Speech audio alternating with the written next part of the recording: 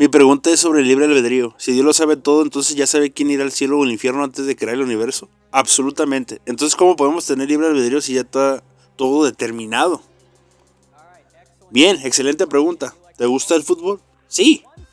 Supón que un día no puedes ver un partido en directo, pero lo grabas para verlo más tarde. Pero antes de llegar a casa, tu amigo te dice el resultado. Así es. Supón, cuando te sientas a ver el partido, ya sabes cuál será el resultado. Pregunta, ¿implica eso que los jugadores en el campo ya no tienen libre albedrío? Escúchenme bien, esto es muy importante. Los jugadores siguen actuando libremente. Pero ya ha sucedido. Sí, ya ha sucedido. Y al contrario de nosotros, Dios vive fuera del tiempo. Desde su perspectiva, todo ha ocurrido ya. Dios conoce el fin desde el principio. Es omnisciente. Por eso puede hacer profecías. Pero eso no significa que Dios sea el causante directo de nuestros actos. Tenemos libre albedrío. Si eres creyente, Dios ya sabía que serías creyente. También sabía que Richard Dawkins sería ateo. Pero tú elegiste libremente ser creyente y Dawkins eligió libremente ser ateo. Dios es justo. Que Dios conozca lo que va a suceder no implica que no tengamos libre albedrío. ¿Y por qué Dios crea personas que sabe que irán al infierno? Es algo que no se me viene. No puedo comprenderlo. ¿Me puedes explicar? Esa es una buena pregunta, pero se nos ha acabado el tiempo. No puede ser. Bueno, Dios nos da libre albedrío. Y yo pregunto, ¿está Dios obligado a no permitir que nazcan personas no creyentes? Si vas a tener un hijo no creyente, ¿debe Dios impedirlo? No lo creo.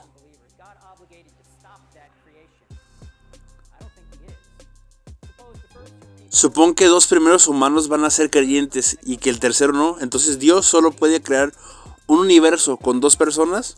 No. Es más, si eres cristiano, te garantizo que si estás aquí es gracias a los ateos, porque todos tenemos ateos en nuestro árbol genealógico. Dios puede incluso hacer su voluntad a través de personas que no le siguen. Tienes el ejemplo de José, que fue vendido como esclavo por sus hermanos y que acabó siendo alguien muy importante en Egipto. Él evitó la hambruna en Egipto, y cuando la propia familia de José llega a Egipto, huyendo de la hambruna, José los ve y les dice: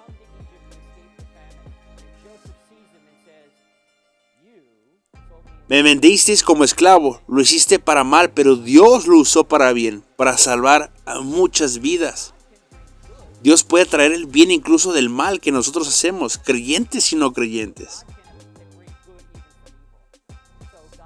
Así que Dios permite que seamos creados y decidamos libremente si creer en Él o no, aunque Él ya sepa lo que vamos a decidir. Él es justo.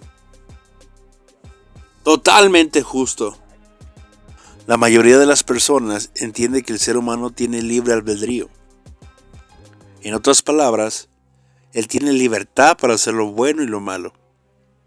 Y tiene la libertad de escoger a Dios o rechazarlo en el momento de elegir su salvación. Pero la Biblia afirma lo contrario. Desde la caída del hombre, la mente de éste quedó entenebrecida. Y es por esto que no podemos ver la realidad, ni a Dios como son en verdad. Nuestro corazón es engañoso en todos nuestros caminos, lo cual implica que las emociones y los sentimientos nos traicionan y provocan que creamos que la mentira es la verdad.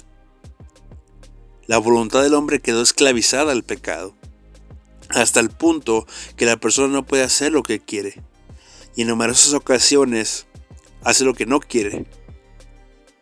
Y no solo eso, sino que dice el apóstol Pablo a Timoteo: las personas están cautivas del lazo del diablo para hacer su voluntad.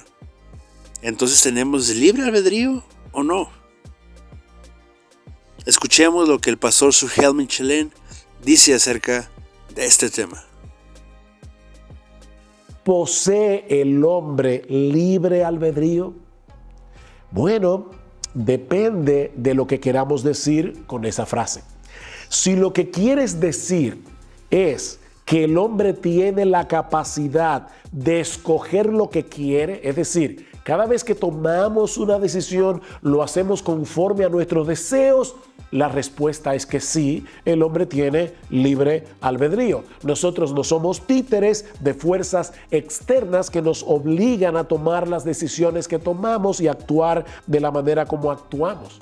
Tenemos libre albedrío en el sentido de que somos capaces de escoger conforme a nuestros deseos. Y en un momento determinado puede haber deseos en conflictos y vamos a decidir conforme al deseo dominante. Puede ser que yo desee perder unas cuantas libras, pero al mismo tiempo deseo comerme un helado. Si el deseo por comerme el helado es más fuerte que el deseo de perder las libras, ya ustedes saben cuál es la decisión que yo voy a tomar. Pero en el siglo XVI, cuando surgió la Reforma Protestante, el término libre albedrío significaba o era usado usualmente con otro significado, porque el debate sobre el tema del libre albedrío giraba en torno a otra cosa. Lo que se estaba debatiendo en ese momento histórico entre la Iglesia Católica y los reformadores era el efecto de la caída sobre la voluntad del hombre. Y la pregunta era, ¿está nuestra voluntad esclavizada a Satanás y al pecado de tal manera que no podemos libremente escoger a Dios?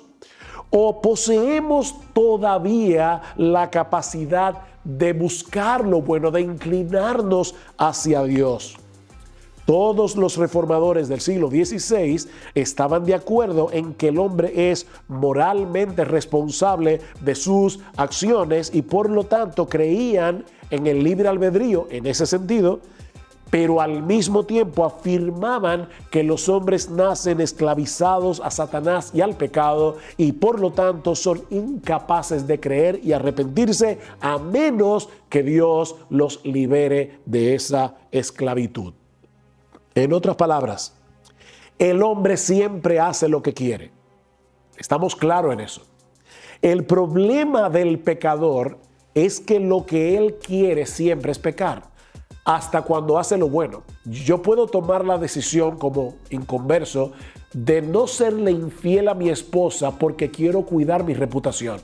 Pero eso es una buena acción, pero motivado por una cosa pecaminosa. Yo no estoy buscando la gloria de Dios, yo estoy buscando mi propia gloria. Dice en Génesis que toda intención de los pensamientos del corazón del hombre se encamina siempre hacia el mal. Y Pablo dice en Romanos capítulo 8, versículo 7, que los designios de la carne son enemistad contra Dios, porque no se sujetan a la ley de Dios, ni tampoco pueden. ¿Creemos entonces en el libre albedrío? Depende. Si lo que están preguntando es si creemos que el hombre siempre actúa como un agente moral responsable conforme a sus deseos, la respuesta es sí, creemos en el libre albedrío, el hombre escoge lo que quiere. Pero si lo que estás preguntando es si después de la caída el hombre posee la capacidad de inclinar su voluntad hacia Dios y en contra del pecado, entonces la respuesta es no, no creemos que el hombre en su estado caído posee tal capacidad. Cristo dijo en Juan 5:40, ustedes no quieren venir a mí para que tengáis vida. Es a eso que nos referimos cuando hablamos de la depravación total del pecador. El problema con esta expresión es el mismo que hemos señalado respecto al libre albedrío, y es que transmite una idea distorsionada de lo que entendemos que la Biblia enseña sobre la condición humana caída. Cuando una persona escucha el día de hoy que el hombre no regenerado está totalmente depravado, naturalmente tiende a pensar que lo que estamos enseñando es que el hombre es incapaz, completamente incapaz, de hacer algo bueno en ningún sentido. Pero mis hermanos, eso no es lo que la Biblia enseña.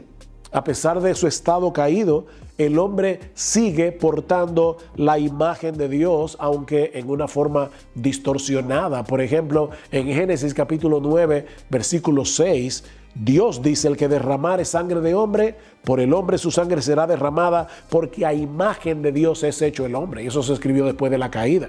Pablo dice en Romanos 2:14 que los gentiles que no tienen ley, en ocasiones hacen por naturaleza lo que es de la ley.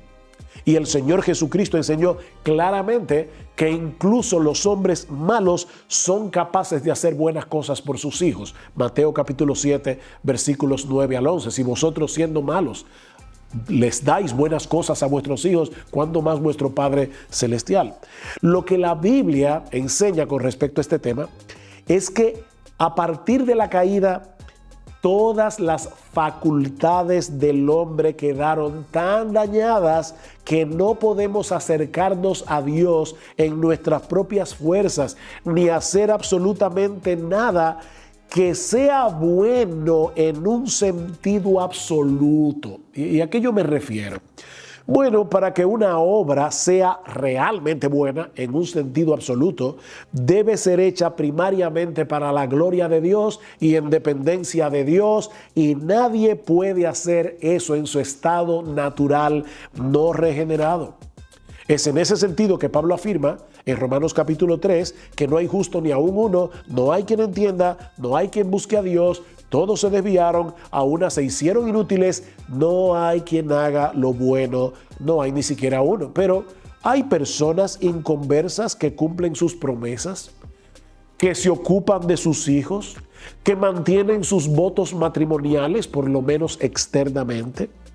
Ahora, como el hombre incrédulo no hace ninguna de esas cosas para la gloria de Dios y en dependencia del Espíritu Santo, no son buenas obras en un sentido absoluto, pero sí son buenas en un sentido relativo. Porque, mis hermanos, es mejor cumplir las promesas que no hacerlo, es mejor cuidar de los hijos que descuidarlos, es mejor mantener el voto matrimonial. Es por eso que algunos teólogos han tratado de transmitir la enseñanza bíblica con respecto a este punto usando una terminología distinta. Por ejemplo, el teólogo Roger Nichol prefiere el término depravación radical y penetrante, mientras que R.C. Sproul lo resume todo en corrupción radical. La palabra radical viene del latín radix, que significa raíz. Cuando hablamos de una corrupción radical, lo que estamos diciendo es que el pecado ha dañado al hombre en la misma raíz de su personalidad. En lo profundo de nuestros corazones, sabemos que algo está desesperadamente mal en nosotros y nos sentimos culpables porque somos culpables. La depravación total del hombre es la primera verdad que Pablo presentó en su carta a los romanos, e invirtió casi 3 capítulos completos en ello. En Romanos capítulo 1, versículo del 18 al 32, demuestra la culpabilidad de los paganos. En Romanos capítulo 2, versículo del 1 al 16, prueba la culpabilidad de los moralistas, y que violan las mismas leyes por las cuales juzgan a otros. Y en Romanos capítulo 2, versículo del 17 al capítulo 3, versículo 8, Pablo establece la culpabilidad de los judíos, aquellos que tenían la ley de Dios, pero que rechazaron su justicia. Como dice Pablo, no hay nadie que sea justo o que busque a Dios, pero con una bondad que no merecemos. Dios nos declara justos por medio de Cristo Jesús. Dios lo ofreció a Él como sacrificio por nuestros pecados. Las personas son declaradas justas ante los ojos de Dios cuando creen que Jesús sacrificó su vida al derramar su sangre por nosotros. Ese sacrificio muestra que Dios actuó con justicia al cargar nuestro castigo en Jesús y declararnos justos delante de Él por medio de su sacrificio.